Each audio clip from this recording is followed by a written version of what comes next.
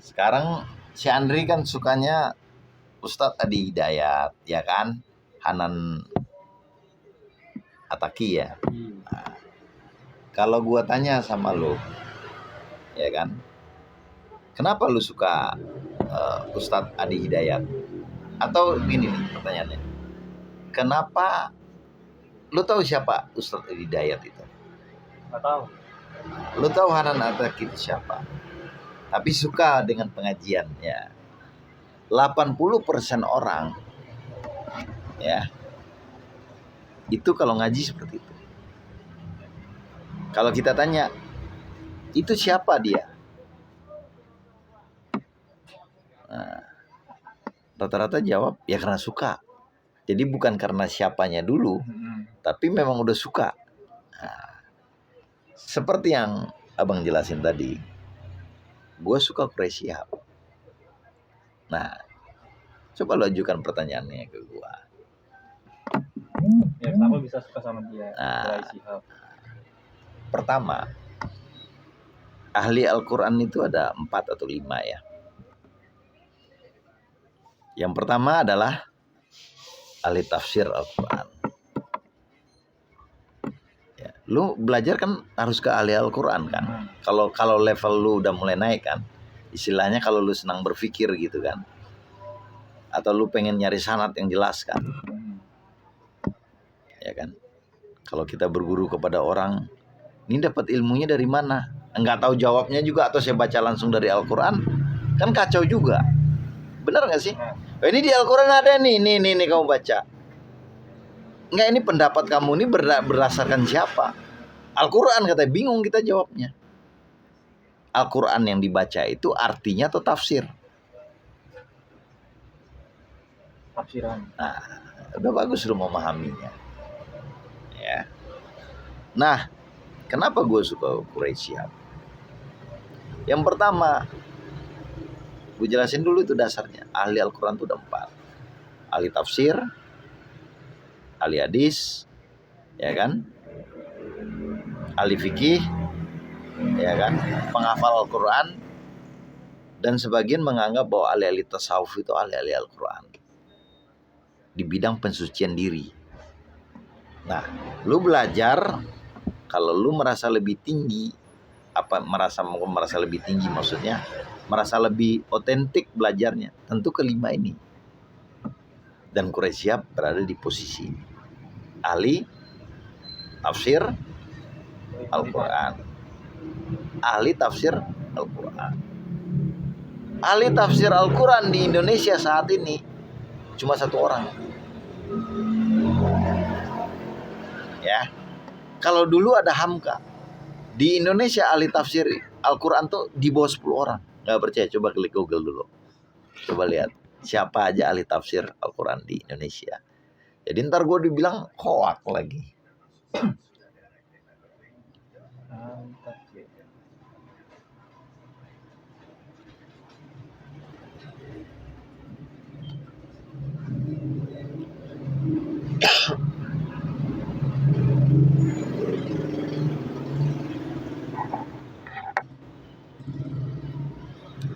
Udah muncul. Indonesia tulis.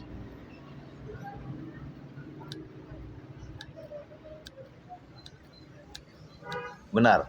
Abdul Rauf. Asingkil itu di Aceh dulu. Nawawi. Nah, Nawawi itu di Banten. Itu udah meninggal semua. Muhammad Yunus. Ahmad Hasan Muhammad. Habib Yasin. Buya Hamka. Quraisy. Ada lagi? Udah habis. Ya. Jadi jangan pernah merendahkan dia. Ya. Karena dia levelnya, makamnya di ahli tafsir. Sama seperti ahli hadis di Indonesia. Sedikit. Nggak banyak. Termasuk Yaakob, Imam Masjid Al-Istiqlal. Ya. Nah, ini. Oke, udah jelas ya? Nah, udah. Itu yang lu sebut itu UAS, ya kan? Ya kan? apa? Yang setahu dia bukan ahli Al-Quran dalam sisi akademik. Artinya karya dia ya di tafsir itu belum ada. Walaupun dia ahli Al-Quran, mungkin di sisi lain gue kurang tahu. Tapi yang jelas dia bukan ahli tafsir, ya kan? Dan ahli hadis juga kalau gue googling nggak ada namanya. Ustadz iya, ustadz besar iya. Ya kan? Tapi dia berada di makam mana itu kita nggak tahu. Bukan merendahkan beliau, enggak. Tapi mereka ustadz besar. Ya. Nah, yang kedua, kalau lu belajar dengan Quraisy yang dengerin, dia nggak monopoli satu pendapat. Nah, ini cerita ini sering kalau lu sering dengar UAS juga seperti itu. UAS itu kalau nggak salah ahli hadis S2-nya, tapi kalau dilihat dari Google dia belum termasuk ahli hadis. Seperti apa yang diakui atau gimana lah kurang tahu. Tapi dia ahli perbandingan Al-Quran itu. Agama juga dia sekolahnya. Kalau UAS kalau nggak salah tuh dia tentang bahasa dia. Ya, jadi seperti itu. Nah, seorang ulama kalau dia ngomong terlalu saklek, terlalu satu pendapat, itu ulama bahaya. Ngerti nggak maksudnya? Misalnya begini, gue ngomong, sholat subuh jam 12 boleh nggak? Boleh. Hah? Sebenarnya nggak boleh. Boleh apa nggak? Yang lu tahu, jangan lu jawab nggak lu tahu. Yang lu dengar dari ustadz yang lu pelajari. Sebelum masuk zuhur ya boleh nggak? Nah, sholat subuh nggak boleh dong, iya kan? Benar nggak? Pokoknya kalau udah terbit fajar udah habis. Yang kita tahu kan begitu. Ya. Tapi kan beberapa ada yang bilang jam 8, jam 10 masih bisa. Iya. Ada beberapa. Oh gitu, udah pernah dengar lo. Iya. Nah itu bagus lo berarti. Intinya begini, kalau dari Syekh siapa yang meninggal? Abdul siapa? Yang dari Arab itu. Iya, yang ngaji yang di itu. Tuh gue lupa. Jaber ya. Itu dia bilang, kalau kamu sholat subuh, kalau kamu ketiduran, bangun jam 9, langsung sholat. Nah itu pendapat. Nah gitu. Jangan orang udah subuh harus jam ini, harus jam 5. Itu kan perlu kita koreksi. Kalau gue bangunnya jam 12 tiba-tiba, kan bisa aja. Ya kan? Atau kita bangun jam 7. Bagaimana? Kita bangun jam 9 itu bagaimana? Fikih. Jadi hati-hati kalau berguru kepada orang-orang yang senang memonopoli pendapat. Itu pertama kalau lu berguru agama. Itu ada di Quraisy Shihab. Yang kedua, ya, Quraisy Shihab itu juga belajar, Profesor Quraisy Shihab itu juga belajar filsafat. Pikiran kritis dia jalan. Contohnya apa? Maha suci Allah yang telah memperjalankan ya Nabi Muhammad dari mana? Isra Mi'raj sekarang. Dari mana Masjidil Haram ke Masjidil Aqsa, naik ke Siratal. Siratal Muntaha kalau nggak salah ya. Surgalah. Ini kita pengajian Isra Mi'raj dikit ya. Masjid Al-Mukarram Mekah. Masjidil Haram itu ada di Mekah. Masjid Aqsa itu adanya di Palestina. Naik langsung. Pikiran kritis kita kalau orang-orang yang berpendapat monopoli pendapat itu Masjidil Aqsa adanya di Palestina katanya. Benar kan? Benar. Sekarang begini, peristiwa Isra Mi'raj kapan? Di waktu Nabi Muhammad masih hidup. Benar. Udah benar belum nih? Nabi meninggal, digantikan khalifahnya namanya siapa? Abu Bakar Siddiq radhiyallahu anhu. Terus Abu Bakar meninggal digantikan oleh siapa? Umar bin Khattab ya radhiyallahu anhu. Masjid Aqsa yang di Palestina itu, ya kan, yang diketahui oleh orang-orang ini, itu menurut pendapat sejarah dibangun di zaman Umar bin Khattab atau puluhan tahun setelah Nabi wafat. Jadi kalau kita merujuk kepada teks itu bahwa Masjidil Aqsa itu di situ atau enggak? Di Palestina. Nah, kalau kita merujuk kepada sejarah, historical sejarah. Ya. Jadi gugur kan? Coba lu lihat Masjidil Aqsa didirikan kapan? Isra Mi'raj kapan? Cari si Andri kita kasih pengajian dulu dikit lah. Tahun berapa? Nih kita catat juga.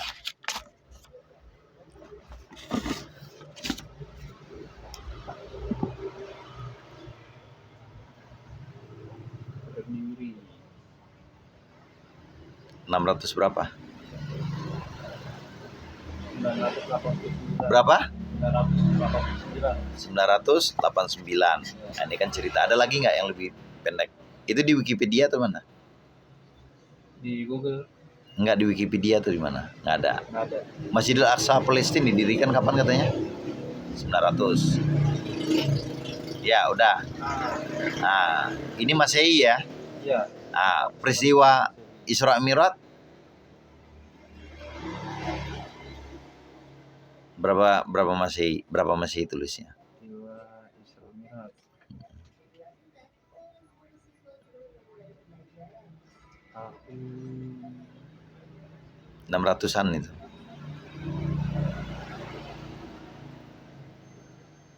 peristiwa Samsat pada tahun 27 10 pernah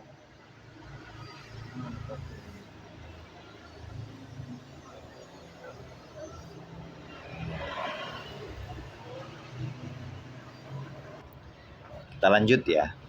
Jadi menurut catatan-catatan sejarah, Kim, Masjidil Aqsa itu adanya tahun berapa? 900 Masehi. Sedangkan ini Masjidil Aqsa didirikan ya, ya kan? Sedangkan Hijriah. peristiwa Isra Mi'raj itu 600. masuk akal nggak di situ? Makanya secara histori itu udah salah. Sama seperti begini, gue kasih gambaran. Lo tahu kan yang di Batu Pundak itu, yang di Sumedang atau di mana itu? Nah, zaman megalitik, peninggalan megalitik. Ya, itu konon yang ada di Sumedang itu. Mau lihat dulu di Google nggak? Hakim. Nah, zaman megalitik. Jadi pandangan harus banyak, Dri. Makanya jangan bingung, ya. Ya, Kim ya. Ambil handphone Hakim. Nah, udah, yang di Sumedang. Peninggalan zaman Batu Bunda. Udah muncul belum? Ngomong aja, Dri. Nah, ada batu peninggalan megalitik di Indonesia aja. Gimana tuh? Dah, Batu Berunda. Apa batu apa namanya? Udah peninggalan megalitik aja ketik di Indonesia. Ambil dulu Kim. Nih lihat sini dulu. Kim, sini. Itu adanya 14.000 di atas 5.000 tahun sebelum Masehi. Benar ya? Udah. Yen aja dulu.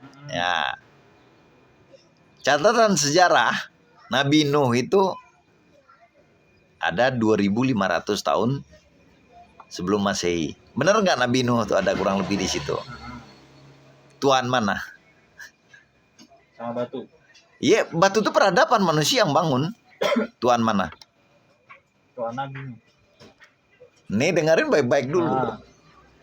Peninggalan Nabi Nuh itu dianggap oleh catatan sejarah itu 2.500 tahun sampai 3.000 tahun sebelum Masehi.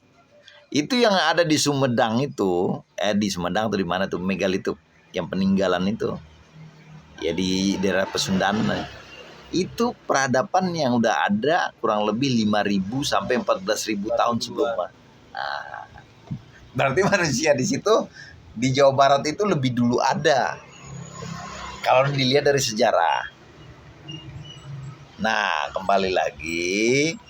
Nah, Ustadz Quraisy Shihab ini, ya, dia berpikir logis, kritis, dan argumentatif.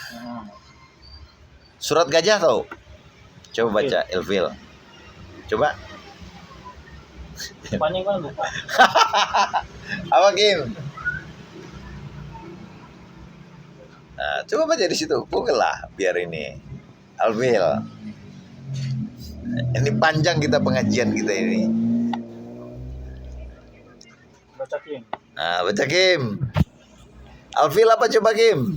Gajah. Nah, apa? Pertamanya apa?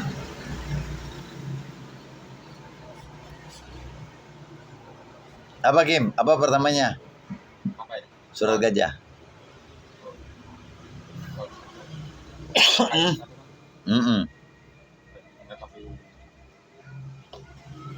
Udah, Dek.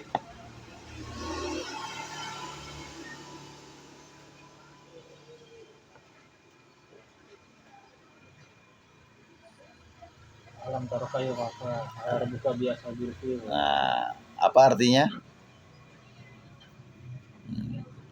Alam tarakai wa fa'ala rabbuka biasa bil. Ya. Oke. Udah jelas ya? Gue jelasin deh. Menurut catatan itu di Al-Qur'an itu tafsirnya itu. Dan sebagian orang menganggap itu kan gajah beneran yang mau menyerang Ka'bah yang dipimpin oleh Abrah. Ya, bener nggak? Masuk akal nggak, Ki? Dalam catatan sejarah. Terakhir nih gue kasih tahu, itu Mekah itu ribuan kilo, gajah itu cuma ada di India pada waktu itu dan di Afrika. Gajah itu makhluk air.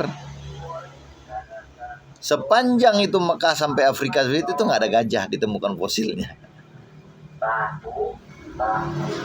Jadi tafsir itu kurang pas secara ilmiah.